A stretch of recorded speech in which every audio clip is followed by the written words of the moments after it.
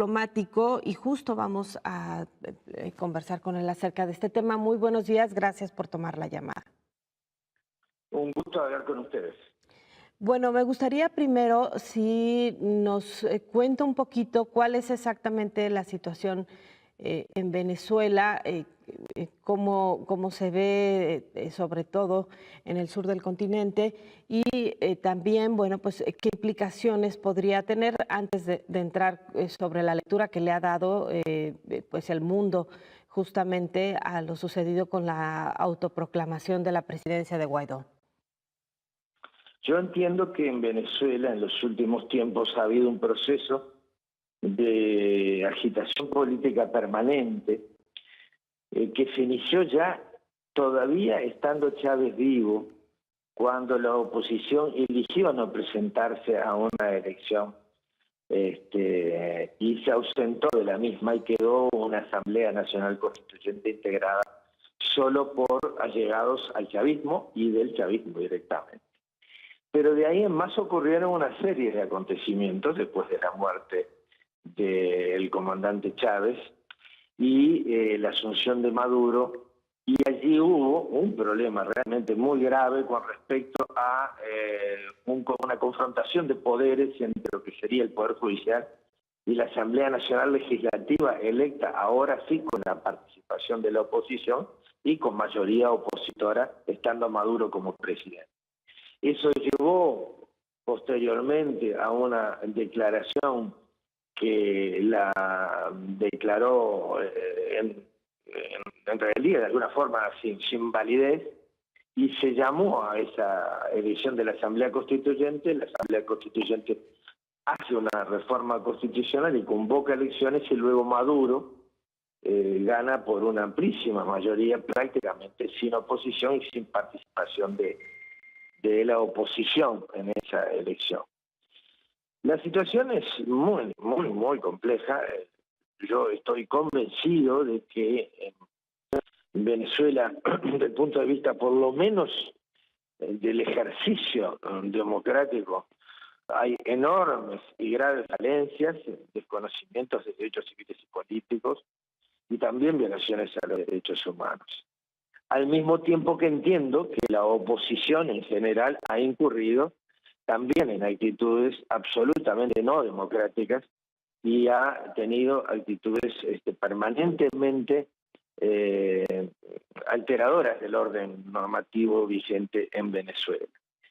Pero la situación es de una extrema gravedad. Más allá de las opiniones que cada uno tenga en cuanto a lo que es hoy el gobierno de Maduro, que le reitero la mía, a mí no me gusta nada el gobierno de Maduro, los gobiernos, no los partidos o las facciones de partidos o los ciudadanos, cada uno de ellos, que tienen todo el derecho del mundo a opinar sobre lo que deseen, pero los gobiernos tienen tras de sí la administración del Estado, y los estados tienen responsabilidades en la comunidad internacional.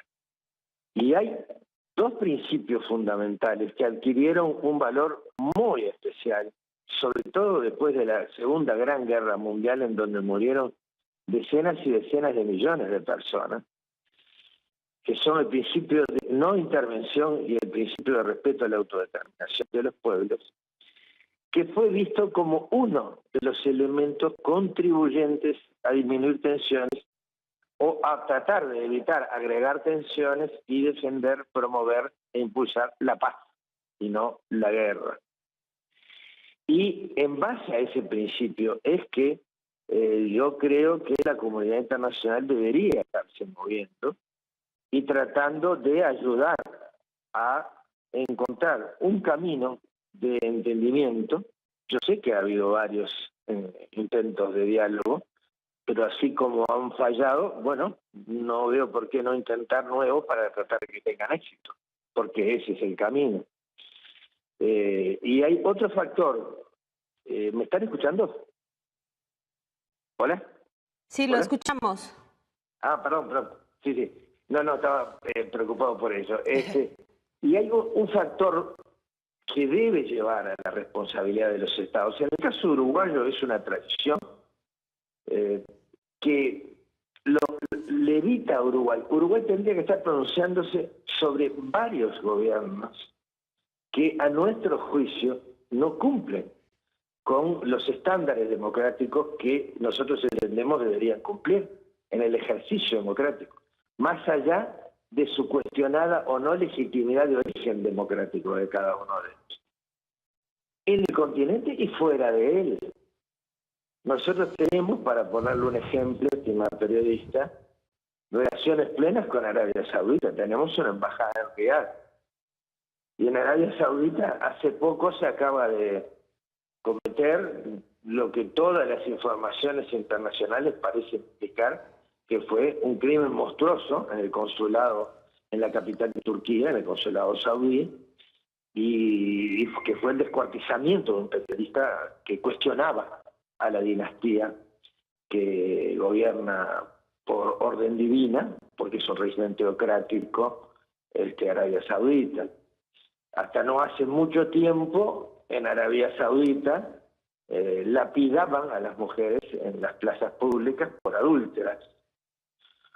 E incluso era común la práctica de someter al proceso judicial a las niñas que no obedecieran a su padre. Eso causa horror en Uruguay, causa horror en México, de acuerdo a las concepciones que nosotros tenemos sobre los derechos humanos. Y sin embargo no ha habido nada que se le parezca a un cuestionamiento ni siquiera mínimo de parte de la comunidad internacional y mucho menos de los países. O sobre cosas que suceden como las que dice y a veces hace Trump. Entonces, si nosotros fuéramos a tener una vara rígida en cuanto a la calidad de las acciones de cada gobierno del mundo, Uruguay, por ejemplo, tendría relaciones con muy poquitos países en el mundo. Y creo que lo mismo le pasaría a México y a muchos países también. Entonces, para eso está el principio de no intervención y el de respeto a la autodeterminación de los pueblos. Ese es el contexto, estimada periodista. Y hay otro elemento que se agrega acá que es muy peligroso. El continente sudamericano es el continente latinoamericano es el continente más pacífico de la historia del mundo. Eso es algo que muchas veces se olvida. Y ahora tenemos una situación de tensión máxima que preocupa mucho a todos, o nos debería preocupar mucho a todos.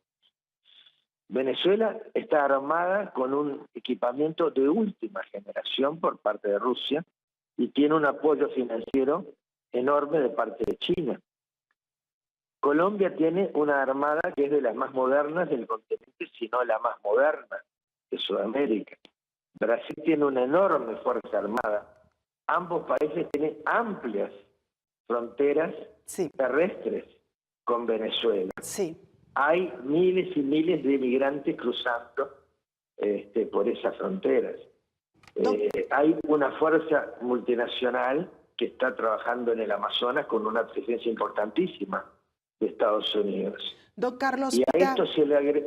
Sí, perdón. Don Carlos, discúlpeme que el tiempo se nos va muy rápido en televisión, en radio, y no quisiera despedir esta charla sin que brevemente hiciéramos una reflexión respecto a esta postura que ha asumido México y Uruguay, quizá los únicos dos países en América Latina que ven de manera distinta el conflicto, que han decidido no intervenir y no solicitar, digamos, de manera directa y tajante la salida de Maduro. Le quisiera preguntar en particular, porque ha sido uno de los cuestionamientos que más han hecho, ¿qué tanto se debe sobreponer la violación de los derechos humanos a un principio de no intervención, don Carlos? Nosotros tenemos que equilibrar las dos cosas. En el plano de las violaciones a los derechos humanos, recurrir a los organismos internacionales. Tenemos un problema en la OEA que ha perdido, se ha desnaturalizado totalmente con una actitud del secretario general que es realmente inaudita, es insólita, viola todos los principios que deben reglar la actuación de su investidura y nos queda, por lo tanto, las Naciones Unidas. Nosotros tenemos allí ámbitos para hacer todas las denuncias correspondientes a las violaciones a los derechos civiles, políticos y humanos en las Naciones Unidas y que actúen las comisiones competentes de la ONU en ese sentido. Pero por el otro lado no podemos desconocer el peligro de un conflicto armado de imprevisibles consecuencias que le agregue una enorme tragedia y costo en vidas humanas mucho más allá de la tragedia que ya está viviendo el pueblo venezolano por la crisis y que no va a quedar solo en el territorio venezolano, y apelar a la responsabilidad. Y los gobiernos de Uruguay y el gobierno de México no están solos. La ONU también quiere un proceso de negociación para que esto se termine. También el gobierno de España, también el gobierno de Portugal y muchos otros gobiernos en el mundo están buscando una salida negociada a esta situación. Y eso es lo que tenemos que hacer. Si no, ¿a dónde nos lleva este aislamiento? Claro. Fíjese el punto en el que estamos hoy, estimada periodista. Estamos con un Estados Unidos que ha reconocido a un presidente que fue electo diputado con un poco más de 90.000 votos y que se autoproclamó presidente encargado. Y probablemente lo que hizo es un delito en el Código venezolano. Si ese presidente encargado autoproclamado llega a ser procesado, Estados Unidos, que lo reconoció como presidente, puede tener un pretexto para la intervención. Una intervención militar de Estados Unidos en Venezuela, con la capacidad bélica que tienen las Fuerzas Armadas de Venezuela y todo el arsenal que hay en el entorno de Venezuela, en su frontera colombiano-brasileña, hace una situación potencialmente explosiva de enorme peligro. Claro. Y tenemos que actuar rápido con responsabilidad. No es elegir entre el principio de la intervención y la defensa de los derechos humanos. Es elegir por la solución más razonable posible, porque lo otro nos lleva al abismo.